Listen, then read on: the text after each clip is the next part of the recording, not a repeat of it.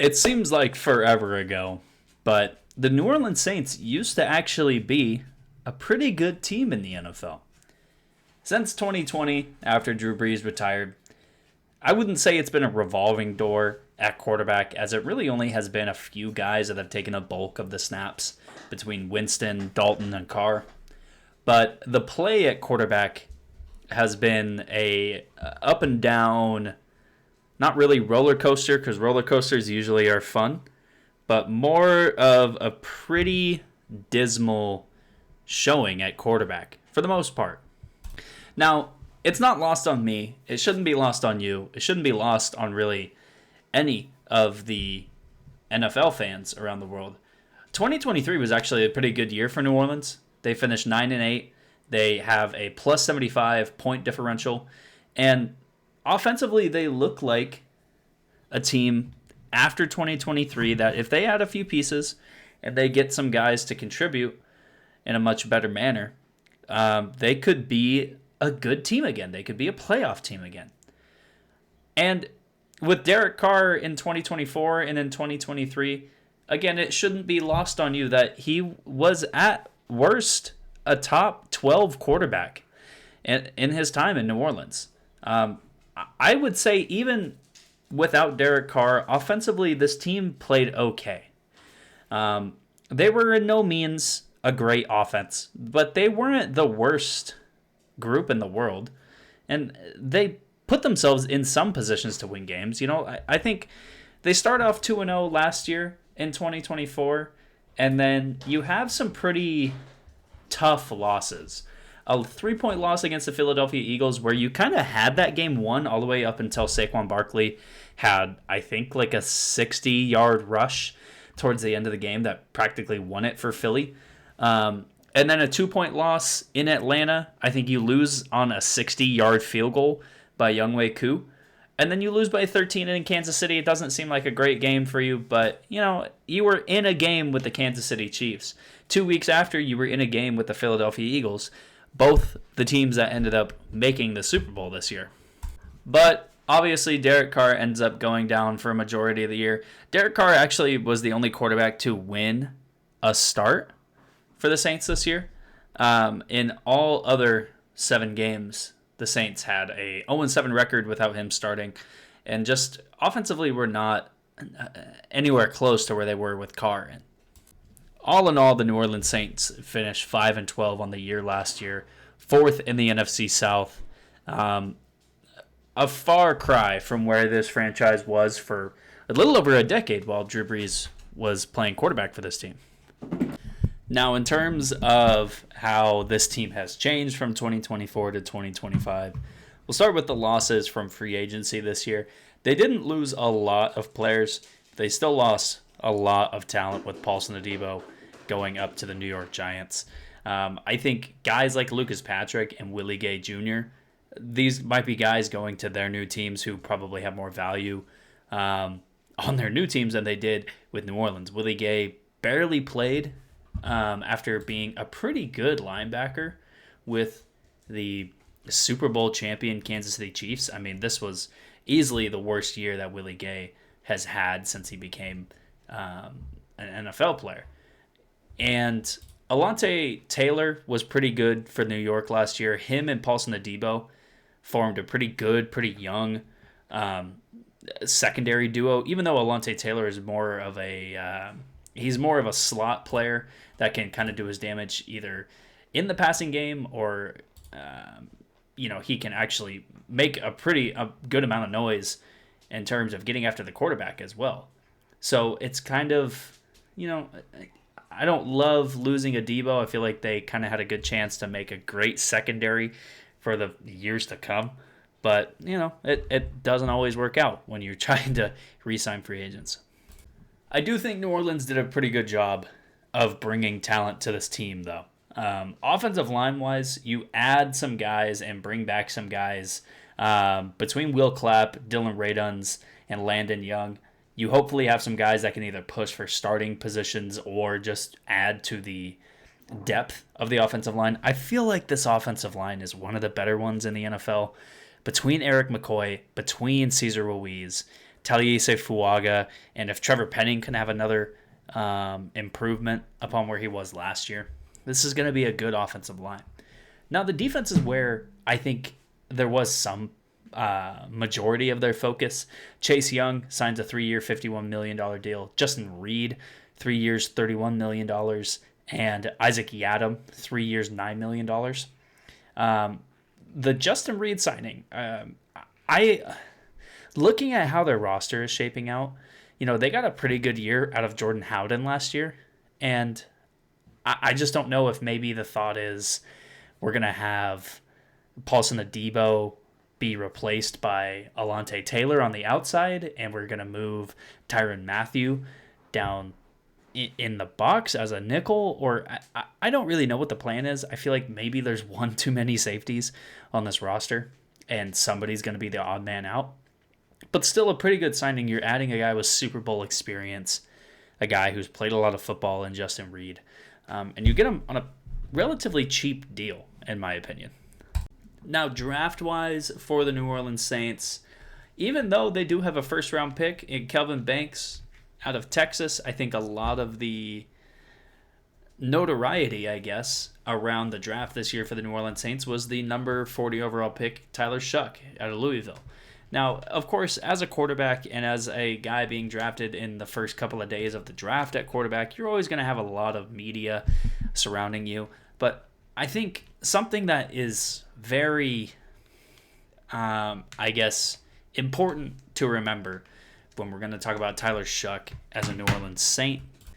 If you look back at the history of the New Orleans Saints in the draft, this is the second highest that they have ever drafted a quarterback in their team history. Now, you can probably guess who the highest drafted one was.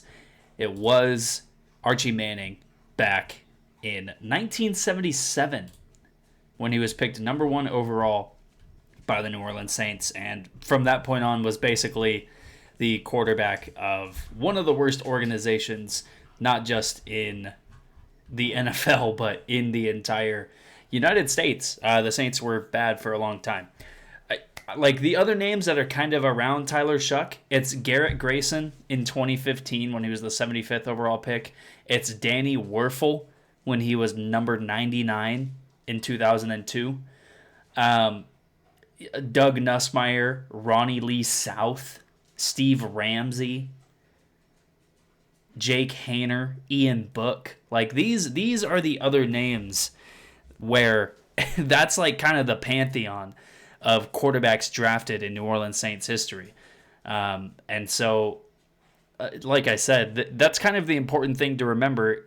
I don't know exactly when he's going to play, if he's going to play week 1 and on, or if he's just going to be one of these guys that's kind of, slowly brought along to hopefully be the next, 7 or 8 year starter. I think there's no thought that Tyler Shuck is like the face of the franchise, heir apparent quarterback that the New Orleans Saints have been waiting on for an entire generation. I don't think there's any thought put into that possibility, but there's, a second or third round quarterback nowadays. If you last 5 or 6 years, that's a pretty successful career at quarterback nowadays. It's very rare you get these guys like Mahomes or like Hurts or even, Baker Mayfield. He's kind of one of the guys that's been able to stick it out and have a long, successful career. Even though, Baker Mayfield at one point, we thought he was done. Some of these other guys in the league, they kind of get 4 or 5 years from their rookie contract. And if it doesn't work, it's either on to the next team or it's probably out of the league. So I think that's kind of the important thing to remember. This is air that the New Orleans Saints haven't been in a long, long time. And we need to be patient if we're New Orleans Saints fans, and if we're just football fans, and we want to see the New Orleans Saints be a good team, because I feel like the NFL is pretty fun if the New Orleans Saints are a good team. But we just need to be patient with Shuck and with the rest of the offense, and just see if he can actually become a good quarterback before he becomes the next great one. Now, looking ahead to next year, as far as the roster goes, I think this is, again, probably one of the best offensive lines in the NFL. If we have Kelvin Banks kick into left tackle, which I'm going to be looking at the Our Lads version of the New Orleans Saints depth chart. This is a pretty, if I'm telling you this, you probably already know what Our Lads is. And, Banks, Penning, McCoy, Ruiz, Fuaga. That already is a pretty good offensive line. You have Dylan Raduns, you have Will Clapp, you have Nick Saldiveri, all guys who have played a lot of football in the NFL. And you hope that you don't have to rely on your backups, but they are also veteran players. They're guys who know how to play football at a high level, and they're going to be important to this team just as much as the starters are. Outside of the offensive line, this is a team that has some great skill players. Between Chris Olave, Rashid Shaheed, Alvin Kamara, if you get an even better year out of Jawan Johnson, and you have the ultimate Swiss Army knife, Taysom Hill. And I think this is nowhere near like some of these guys who are backups right now, like Kendre Miller or like Velus Jones or Bub Means. I think we're nowhere near seeing the absolute peak of this offense yet. I think last year was kind of, the first couple of weeks were kind of a preview of what a peak of this offense could look like, but they didn't reach it. And hopefully this year they can, because this offense, between having speed, playmaking, route running ability, the ability to hand the ball off whenever you want, this team could be a really good offense if things go right for them. The defense is where I am going to be a little bit less optimistic. Now, you have your veteran players, you have your Cameron Jordans, you have your Devon Godshaws, you have your Carl Grandersons and Demario Davis and Tyrann Mathieu. You have all of these guys. But you also do have some young guys that you're really hoping if they take a next step forward, then this could be a good defense. If Pete Werner, who had a pretty stellar year, only playing 13 games last year, and looks like maybe the heir apparent to Demario Davis to be just an absolute tackling machine, if he has an improved year, they're going to be better. If Brian Brzee, yes, he had his career high in sacks last year, but no, he was not very consistent at all last year.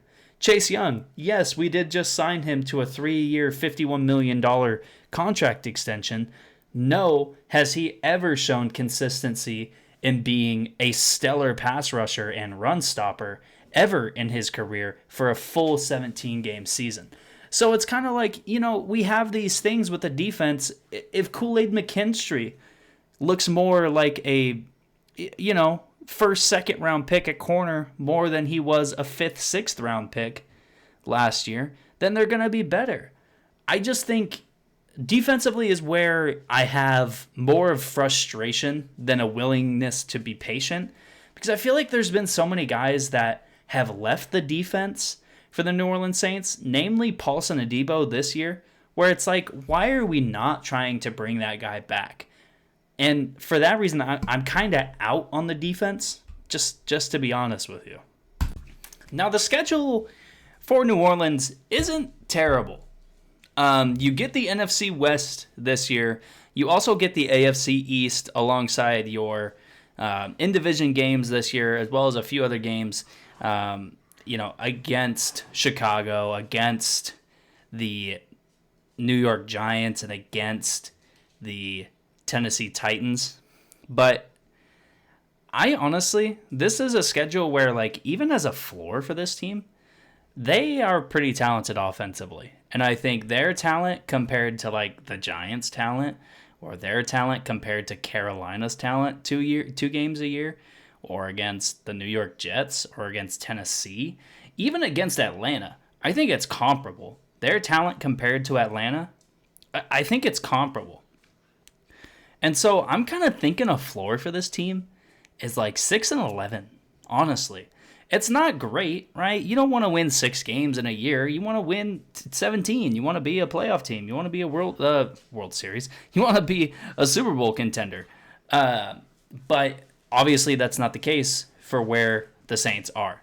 Now, a ceiling, it's still not playoffs, right? It's like a 9-8 year where you're just on the outside looking in, but you had a great year from everybody. You had finally the year from Kendre Miller as a number 2 running back. You had finally the fully healthy year from the whole wide receiver core. You have finally the consistency you're looking for from your defense. If that all happens, they're 9-8, and they're on the outside looking in, or they barely squeak in because the NFC is weak. But probably not a playoff team either way. Either way, I'm actually pretty excited to see the New Orleans Saints this year.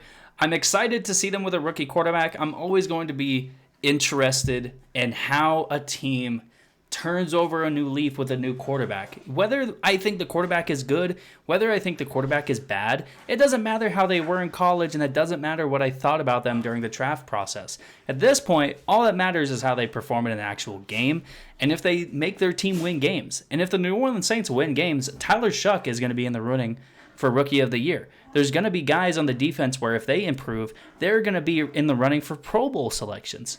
And so I'm really excited to see the Saints with Kellen Moore as their new head coach and de facto play caller.